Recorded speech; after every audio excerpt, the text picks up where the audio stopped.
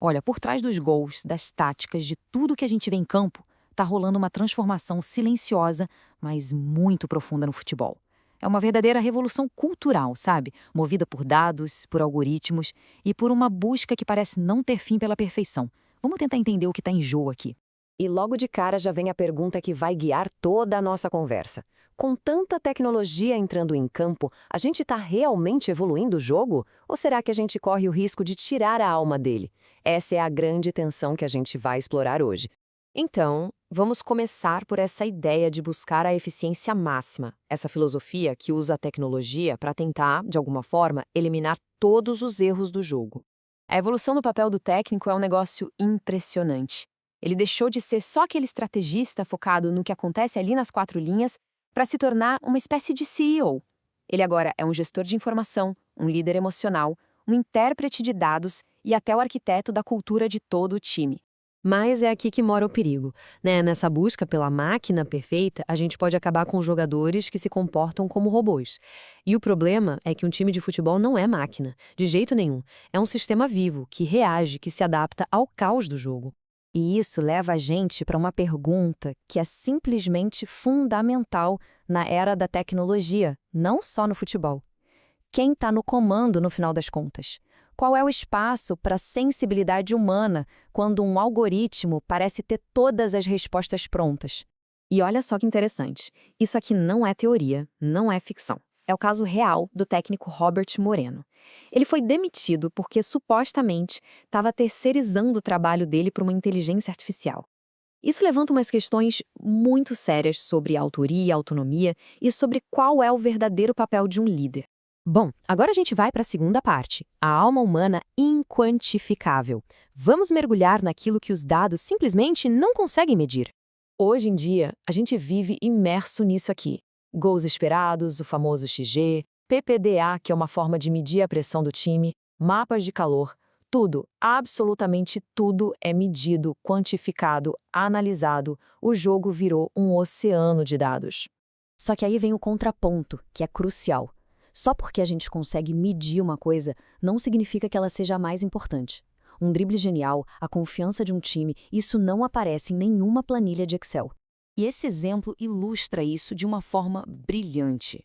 Quem não lembra da torcida do Real Madrid aplaudindo Ronaldinho de pé no Santiago Bernabéu? Aquilo não foi sobre eficiência, foi sobre arte. Foi um momento mágico que desequilibrou o adversário emocionalmente. Como é que se mede um negócio desses? Não dá. Agora, vamos para outra perspectiva, a do Luiz Henrique. Ele sobe em andaimes para ver o jogo, não para ser um microgerente para controlar cada passinho. Pelo contrário, é para ter uma visão do todo, para entender as relações, as distâncias, o fluxo de um sistema que é, por natureza, complexo e caótico.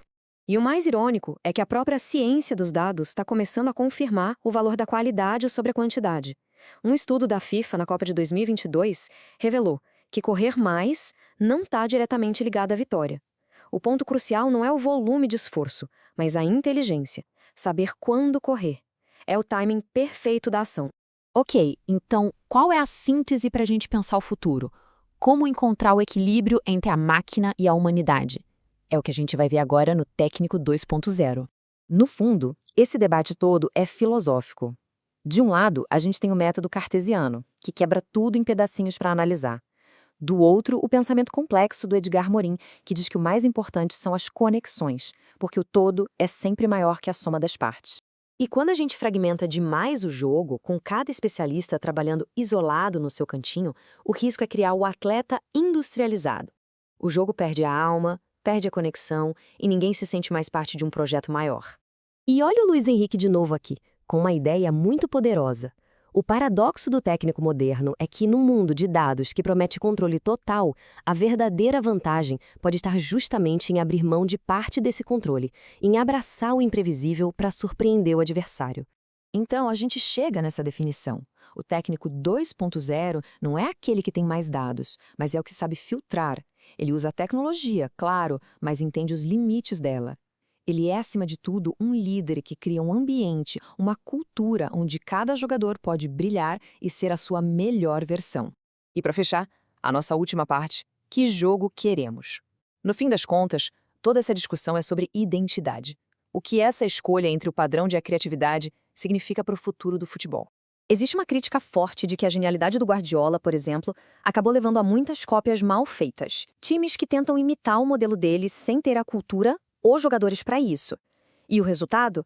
Um futebol engessado. Para o Brasil, por exemplo, isso pode significar sufocar a nossa criatividade, o nosso drible, a nossa essência. E este é o pulo do gato. A questão não é rejeitar os métodos modernos. É o contrário. É sobre como integrar esses métodos à identidade cultural de um time, de um país. A forma de jogar tem que refletir quem se é. Depois de todos os dados, todos os algoritmos e todas as táticas, a gente chega nesta verdade que é simples e ao mesmo tempo muito poderosa. São seres humanos com emoções, com criatividade e com relações que decidem o jogo dentro de campo. E assim, a gente termina onde começou, com uma escolha. Conforme o futebol avança, para qual lado essa balança deve pesar mais? A busca pela eficiência perfeita ou a celebração da arte imprevisível? A resposta para essa pergunta vai definir o futuro do esporte que a gente tanto ama.